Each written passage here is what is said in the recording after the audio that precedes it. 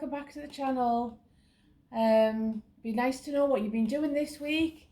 I've been very busy.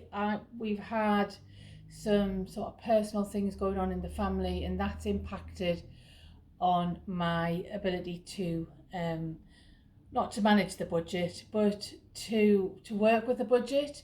So I wanted to talk about a couple of things today. I wanted to go back to talking about contingencies, and not necessarily an emergency fund, but this contingency fund, the idea of a contingency fund. And I thought I'd also share with you something that I did with my lovely daughter yesterday, which was shopping in the charity shops, or the thrift stores as some people call them. So first of all, let's think about the idea of the contingency. So if you are on a budget journey and you are planning to do something like pay down your debts, or you are trying to save money for something, whatever it is for you, we are given the advice that it's a really good idea to have an emergency fund so that we don't go back to using credit cards, because credit cards are not really helpful. They mean that we pay extra money on the money that we've spent, and we often spend on them, and we leave the payments not paid in full, and that's certainly what happened to me on my journey. So I've got an emergency fund. We're advised that the minimum is around £1,000. I've got a little more than that, and I am in the process of making lump sum payments of my credit cards, and that plan is going ahead.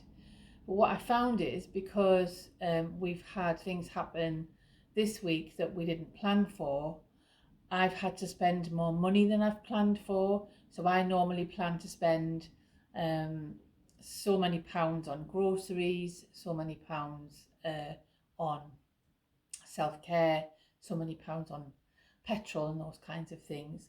But what's happened this week is that I've spent an awful lot more money on things like eating out.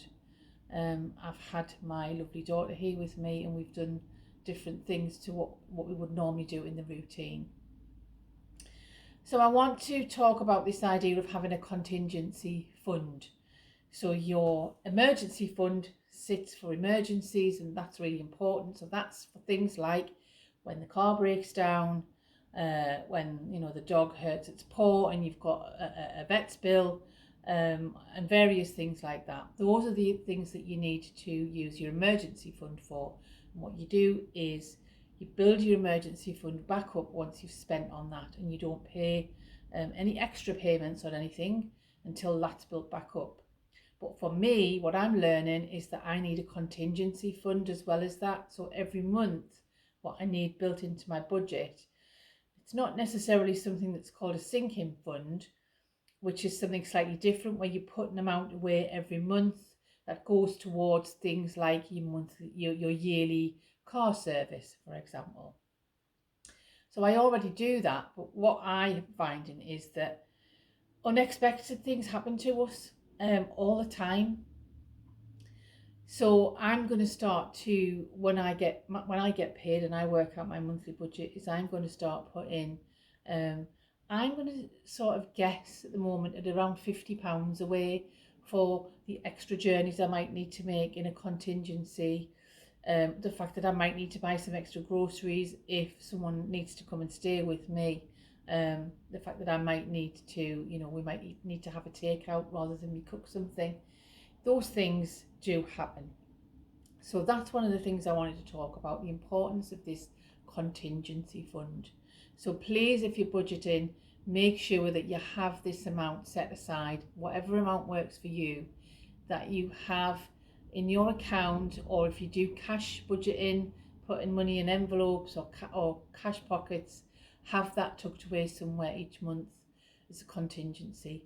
If you don't use that, that's absolutely fine. Keep it for the following month. Don't just draw it out every month. Just have a small amount there for a contingency. So that's the first thing that I wanted to talk about.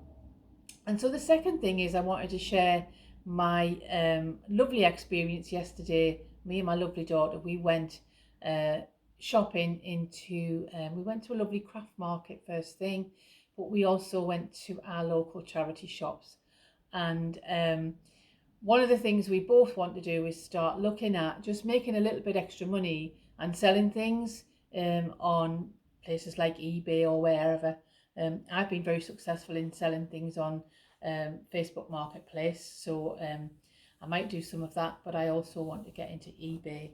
So I'm going to show you a little video that I made because we did find some really interesting things yesterday, and we're both going to start putting our toe in the water in terms of trying to sell these and make a little bit of a profit. So I'll share that with you. You will see right at the end of that video that's coming up next is something that I bought for myself, which I won't be selling, something that I've wanted for quite some time, and there it was in the shop just in front of me. I also want to talk about the fact that I found a couple of other things for myself. So I actually found a lovely rocking chair, which was £15, and I haven't had to do anything to that. I thought I was going to buy a rocking chair, and I thought I was going to have to spend some time doing that up. Maybe I was going to do some shabby chic or something, but actually I found something for £15 and it's not got a mark on it, and it's absolutely beautiful. So I bought that. That was a bargain. And the other thing I found in the charity shops yesterday was a dining chair for £2. And I think, it's really important when you are trying to save money and you are trying to budget, don't forget that those places are there.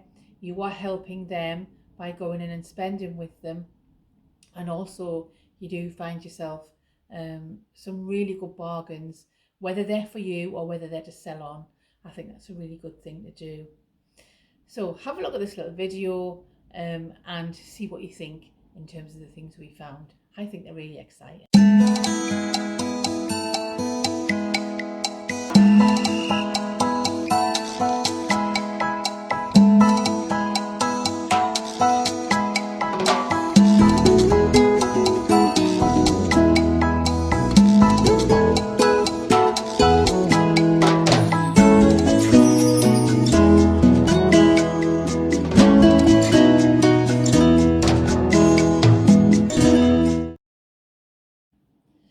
So I hope you enjoyed that look at the things we found in the charity store. I'm really excited about selling a couple of those things, and I'm really excited about being the new owner of some of those things as well.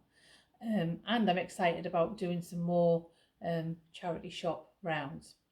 There are lots of people you can watch on YouTube that do charity stores and thrift stores, and they do that for a living, and they sell and they make really good money on that.